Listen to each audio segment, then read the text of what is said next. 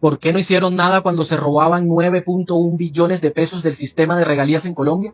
¿Por qué no investigaron los más de 13.800 contratos firmados en la Unidad Nacional de Gestión del Riesgo desde su creación en 2011 durante los gobiernos de Santos y Duque y hasta ahora les interesó esa unidad? ¿Por qué no dijeron nada cuando le quitaban la mesada 14 a los miembros de la fuerza pública? ¿Por qué nunca le entregaron más de 184.000 hectáreas de tierras productivas a los campesinos, como sí está pasando ahora, y más bien abandonaron el campo? ¿Por qué los soldados regulares que dicen ellos defender solo les pagaban 200.000 pírricos pesos mensuales y hoy ganan 1 millón de pesos y pronto un salario mínimo? ¿Y por qué no les ofrecían a los militares el ingreso gratis a las escuelas y a los cursos de ascenso, como está pasando ahora? Ni les mejoraron su alimentación, como también está pasando ahora. ¿Por qué no hicieron nada ante el abandono de la red ferroviaria del país, que hoy se recupera, y dejaron a Colombia como el país con más peajes de Latinoamérica?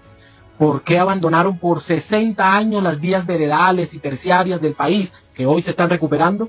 ¿Por qué nunca intentaron bajar las tarifas de energía en la costa Caribe, ni se reunieron con las empresas comercializadoras de energía para cambiar la fórmula tarifaria, como sí está pasando ahora?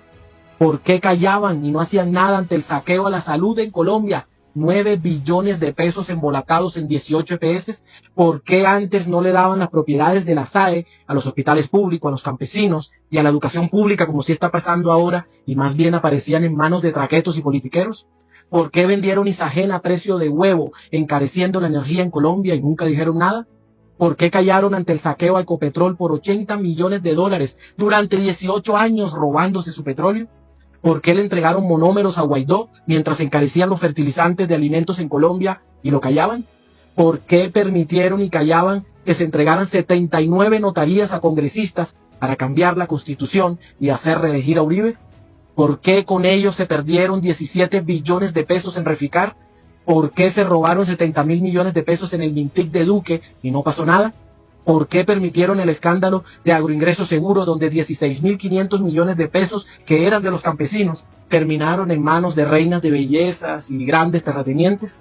¿Por qué hasta ahora hablan de papá Pitufo si llevaba 38 años permeando todas las esferas del Estado en gobiernos anteriores?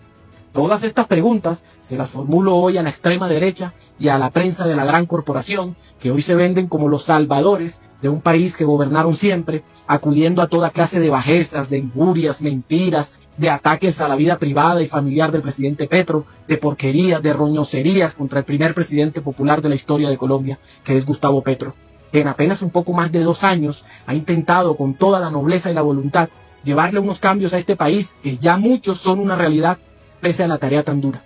Vale la pena compartir este formulario.